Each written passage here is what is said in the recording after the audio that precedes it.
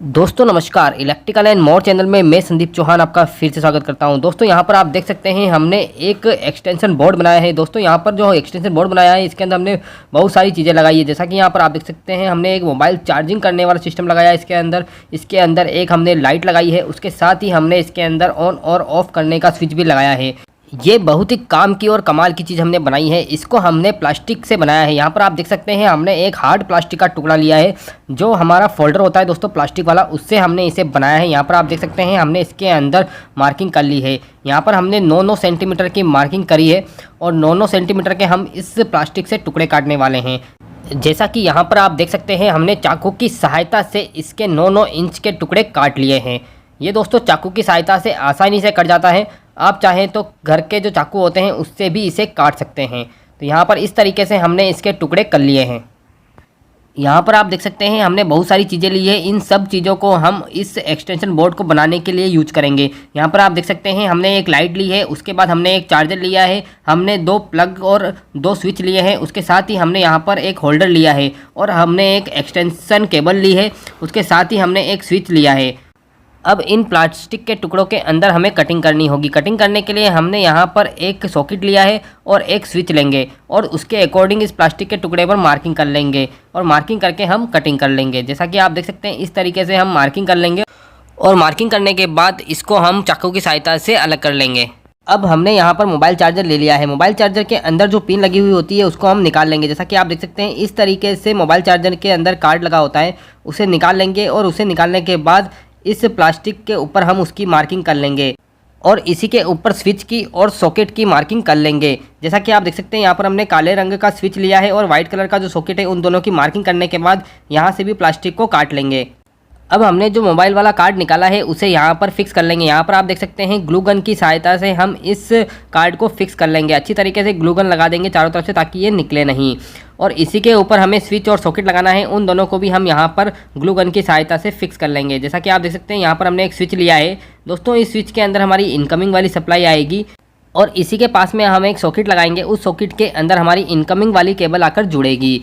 जैसा कि आप देख सकते हैं यहाँ पर हमने ग्लू गन की सहायता से इस स्विच को भी फिक्स कर लिया है और इसी प्रकार इसके पास में जो हम सॉकेट लगाने वाले हैं उसे भी ग्लू गन की सहायता से अच्छे से फिक्स कर लेंगे। यहाँ पर आप देख सकते हैं इस तरीके से हमने स्विच और सॉकेट दोनों को फिक्स कर लिया है। दोस्तों यहाँ पर जो सॉकेट लिया है इस सॉकेट में हमारी इनकमिंग वाली सप्लाई आकर जुड़ेगी। अब इस तरफ हमें स्विच और सॉकेट लगाना है। स्विच और सॉकेट लगाने के लिए हमने पहले से मार्किंग कर रखी थी और मार्किंग करके यहाँ पर हमने प्लास्टिक के टुकड़े को निकाल लिया था। तो यहाँ पर स्विच और सॉकेट को हम फिक्स कर लेंगे। फिक्स करने के लिए हमने यहाँ पर सोल्डरिंग आयरन का यूज़ किया है। सोल्डरिंग आयरन से हम इसके अंदर होल करके अच्छी तरीके से स्क्रू लगाकर इसको टाइट कर लेंगे। जैसा कि आप देख सकते हैं इस तरीके से हम इसको टाइट कर लेंगे। स्विच को सबसे पहले टाइट करेंगे, उसके बाद हम सॉकेट को टाइट कर लेंगे। तो इस प्रकार हमने यहाँ पर स्विच और सॉकेट दोनों को अच्छी तरीके से टाइट कर लिया है। जैसा कि यहाँ पर आप देख सकते हैं हमने इसका एक पोर्शन कंप्लीट कर लिया है। अब यहाँ पर आप मेरे हाथ में देख सकते हैं हमने एक होल्डर ले लिया है। इस होल्डर को हम इस प्लास्टिक के अंदर फिट करने वाले हैं। इस प्लास्टिक के अंदर हमने इस होल्डर के अकॉर्डिंग मार्किंग करके होल कर लिया है। जैसा कि यहाँ पर आप देख सकते हैं हमने इसके अंदर इस तरीके से होल्डर को फिक्स कर लिया है। अच्छी तरीके से होल्डर को फिक्स करके हम टाइट कर लेंगे।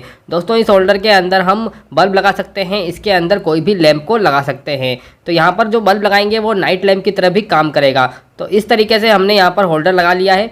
अब इस प्लास्टिक के टुकड़े के अंदर भी हम स्विच और सॉकेट को लगाएंगे। जैसा कि मैंने बताया था कि हमने 2 जगह पर स्विच और सॉकेट लगाया था, तो यहाँ पर भी हम स्विच और सॉकेट लगा देंगे। स्विच और सॉकेट लगाने के लिए हम उसी तरीके से होल करेंगे और होल करने के बाद यहाँ पर स्विच और सॉकेट को बोल्ट की सहायता से अच्छी तरीके से फिक्स कर लेंगे। जैसा कि आप देख सकते हैं हमने होल्डर भी लगा लिया है और स्विच और सॉकेट भी इसके अंदर अच्छी तरीके से फिट कर लिया है।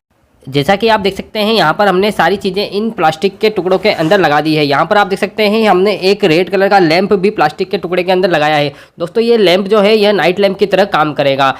अब इन सारे टुकड़ों को हम जोड़ने वाले हैं। सारे टुकड़ों को जोड़ने के लिए हम यहाँ पर सोल्डरिंग आयरन का यूज करेंगे। दोस्तों यहाँ पर सोल्डरिंग आयरन से गर्म करके हम इन सारे टुकड़ों को चिपकाएंगे। जैसा कि मैंने आपको बताया था कि ये प्लास्टिक है, तो प्लास्टिक गर्म होने से आसानी से चिपक जाएगी। तो इस तरीके से हम सारे टुकड़ों को आपस में चिपका लेंगे। आप देख सकते हैं इस तरीके से हम टुकड़ों को चिपका लेंगे। आप चाहे तो इन्हें फेविक्विक की सहायता से भी चिपका सकते हैं, लेकिन यहाँ पर हमने इसको सोल्डरिंग आयरन से चिपकाया है। सोल्डरिंग आयरन से अच्छी तरीके से चिपक जाता है, इसलिए हमने सोल्डरिंग आयरन का यूज किया है। जैसा कि आप देख सकते हैं इस तरीके से हमारा एक पोर्शन बनके कंप्लीट हो चुका है। कुछ इस तरीके से दोस्तों यह बनने के बाद दिखेगा। तो यहाँ पर हमने एक तरफ का पोर्शन कंप्लीट कर लिया है। अब हम इसके अंदर वायरिंग करने वाले हैं। तो अब हम जल्दी से इसके अंदर वायरिंग कर लेते हैं। सबसे पहले हम ब्लैक वाले स्विच के अंदर वायर को लगा लेंगे। यहाँ पर हमने रेड कलर के वायर का यूज किया है। इस रेड कलर के वायर से हम इसके अंदर अच्छी तरीके से सोल्डरिंग कर लेंगे। अब इस रेड कलर के वायर का दूसरा सिरा हमें व्हाइट वाले सॉकेट के अंदर लगाना है। ये जो व्हाइट वाला सॉकेट है दोस्तों, ये है इनकमिंग वाली केबल के लिए है। इनकमिंग वाली केबल इस व्हाइट वाले सॉकेट के अंदर आकर जुड़ेगी और वहाँ से जो फेज निकलेगा वो इस स्विच से निकलेगा। ये स्विच जो हमने लगाया है ब्लैक कलर का, इसके अंदर फेज आकर जुड़ेगा। अब ये न्यूट्रल वाला वायर है। न्यूट्रल वाला वायर हमें इस सॉकेट के इस पॉइंट पर लगाना है और दूसरे वाले को हमने इस सॉकेट पर लगा दिया है। अब यहाँ पर स्विच है। स्विच के सेकेंडरी से हमने एक और रेड कलर का वायर उठाया है। इस रेड कलर के वायर से हम फेज सप्लाई इन स्विच और सॉकेट तक पहुँचाएंगे। जैसा कि आप देख सकते हैं यहाँ पर अच्छी तरीके से हम सोल्डरिंग कर रहे हैं। यहाँ पर हमने एक और रेड कलर का वायर ले लिया है। हमने दो रेड कलर के वायर इसलिए लिए हैं ताकि हमें सप्लाई आगे भी पहुँचानी है, इसलिए हमने एक और रेड कलर का वायर इसके साथ जोड़ लिया है। इस स्विच के ऊपर हम अच्छी तरीके से रेड कलर के वायर को जोड़ देंगे। दोस्तों ये फेज वाला वायर है, इसलिए हमने इसे स्विच के साथ कनेक्ट कर दिया है और इस स्विच के सेकेंडरी से जो वायर निकलेगा वह इस सॉकेट पर चला जाएगा। जो व्हाइट कलर का सॉकेट है उस पर चला जाएगा। अब इस फेज वाले वायर को हमने इस होल्डर पर लगा दिया है। इस होल्डर के यहाँ पर हमने रेड वाले वायर को लगा दिया है और यहाँ से फिर वायर निकलेगा और इस स्विच पर लाकर हम इसे कनेक्ट कर देंगे। इस तरीके से हम इसको वायर को आगे से आगे जोड़ते हुए चले जा रहे हैं। अब इस स्विच में से फिर से वायर निकलेगा और वह वायर जाकर इस सॉकेट पर कनेक्ट हो जाएगा। इस सॉकेट को ऑन और ऑफ करने के लिए हमने स्विच का यूज किया है और यहाँ पर हमने जो होल्डर लगाया है उसके लिए हमने कोई भी स्विच नहीं लगाया है, होल्डर डायरेक्ट चलेगा।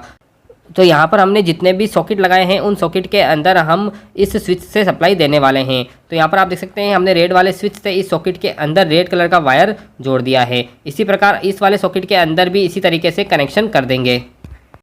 अब हमें न्यूट्रल वाला वायर जोड़ना है। न्यूट्रल के लिए हमने यहाँ पर ब्लैक कलर का वायर लिया है। जैसा कि आप देख सकते हैं इस ब्लैक कलर के वायर का एक सिरा हमारे इस सॉकेट पर जाकर डायरेक्ट जुड़ जाएगा और इस सॉकेट से फिर वायर उठेगा और वह हमारे इस होल्डर पर जाकर जुड़ जाएगा। जैसा कि आप देख सकते हैं इस होल्डर पर वायर को जोड़ दिया गया है। अब इस होल्डर से फिर से वायर निकलेगा और वह वायर जाकर इस दूसरे वाले सॉकेट पर जुड़ जाएगा। इस तरीके से हम इस न्यूट्रल की भी पूरी तरीके से लूपिंग कर लेंगे। तो यहाँ पर हमने इस तरीके से फेज और न्यूट्रल की पूरी वायरिंग कर दी है। अब यहाँ से हमें एक और फेज और न्यूट्रल लेना पड़ेगा। जैसा कि आप देख सकते हैं हमने एक रेड वाला वायर फ्री छोड़ा है और एक ब्लैक कलर का वायर भी फ्री छोड़ा है। दोस्तों यहाँ पर हम एक रेड कलर का इंडिकेशन लैम्प भी लगाने वाले हैं, जिसे मैंने नाइट लैम्प बताया था, तो वहाँ वो भी लगाने वाले हैं। तो उसके लिए हमने यहाँ पर फेज और न्यूट्रल खाली छोड़ा है। अब यहाँ पर हमने मोबाइल चार्जिंग के लिए जो प्लेट लगाई है उसके अंदर भी हमें कनेक्शन करने हैं। उसके अंदर हम यहाँ पर फेज और न्यूट्रल दे देंगे और सोल्डरिंग कर लेंगे। सबसे पहले हम यहाँ पर वायर को अच्छी तरीके से कनेक्ट कर लेंगे। कनेक्ट करने के बाद हम इसको सोल्डरिंग कर लेते हैं। दोस्तों सोल्डरिंग इसलिए करना ज़रूरी होती है क्योंकि यहाँ पर वायर अच्छी तरीके से कनेक्ट नहीं होता है। तो यहाँ पर हम अच्छी तरीके से इसकी सोल्डरिंग कर लेंगे।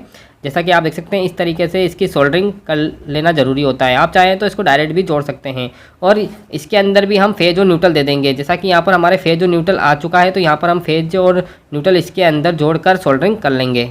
अब यहाँ पर हमारी वायरिंग लगभग कंप्लीट हो चुकी है। अब इसके अंदर हमें केवल रेड वाला इंडिकेशन लैंप ही जोड़ना है। तो रेड वाला इंडिकेशन लैंप हमने ऊपर रखा है सबसे टॉप पर, तो इस तरीके से इसके अंदर भी हम कनेक्शन कर लेंगे। यहाँ पर जहाँ प्लस लिखा है तो वहाँ पर रेड वाला वायर जोड़ देंगे और जहाँ पर माइनस लिखा है वहाँ पर ब्लैक वाला वायर जोड़ देंगे। जैसा कि यहाँ पर प्लस माइनस इसलिए लिखा है ताकि हम इसके अंदर डीसी सप्लाई भी दे सकें, लेकिन यह डीसी और एसी दोनों पर काम करने वाला लैंप है। अब इसको भी हम अच्छी तरीके से जोड़ लेंगे। जोड़ने के लिए जैसा कि मैंने बताया था कि हमने सोल्डरिंग आयरन को गर्म करके इसको चिपकाया है, तो सोल्डरिंग आयरन से वापस से हम इसको पूरी तरीके से चिपका लेंगे और गर्म करके इसको अच्छी तरीके से चारों तरफ से चिपका लेंगे। यहाँ पर हमारी वायरिंग कंप्लीट हो चुकी है। अब हम इससे का ट्रायल लेने वाले हैं। तो सबसे पहले हम इसको अच्छी तरीके से चिपका लेते हैं। चिपका लेने के बाद हम इसका ट्रायल लेंगे। ट्रायल लेके मैं आपको बताऊंगा कि ये किस तरीके से काम करता है। तो यहाँ पर हमने इसके अंदर स्विच, सॉकेट, इंडिकेशन लैंप और मोबाइल चार्जिंग वाला पॉइंट लगा दिया है। अब यहाँ पर हमारा बोर्ड बन के कंप्लीट हो चुका है। जैसा कि आप देख सकते हैं हमने जैसे ही स्विच ऑन किया है हमारी लाइट जल गई है। दोस्तों यह जो बोर्ड बनाया हमने, इसके अंदर हम अलग से पिन लगा सकते हैं। यहाँ पर आप देख सकते हैं जो ब्लैक कलर का वायर आया है उससे हमने इनकमिंग सप्लाई इसके अंदर पहुँचाई है। आप देख सकते हैं हमने जैसे ही स्विच ऑन किया ये लाइट जल गई है और जैसे ही स्विच ऑफ करेंगे और लाइट बंद हो जाएगी। तो इसको हम नाइट लैम्प के अनुसार भी यूज कर सकते हैं, नाइट लैम्प के लिए भी यूज कर सकते हैं। उसके साथ ही इसके अंदर रेड वाला इंडिकेशन लैम्प भी है। रेड वाले से हमें पता लगेगा कि इसके अंदर सप्लाई आ रही है कि नहीं आ रही है। यहाँ पर आप देख सकते हैं मोबाइल चार्जिंग वाला पॉइंट भी लगाया है हमने, इससे हम मोबाइल चार्जिंग भी कर सकते हैं। आप देख सकते हैं इसके अंदर मोबाइल चार्जिंग दिखा रहा है, मतलब हमारा मोबाइल चार्ज हो रहा है।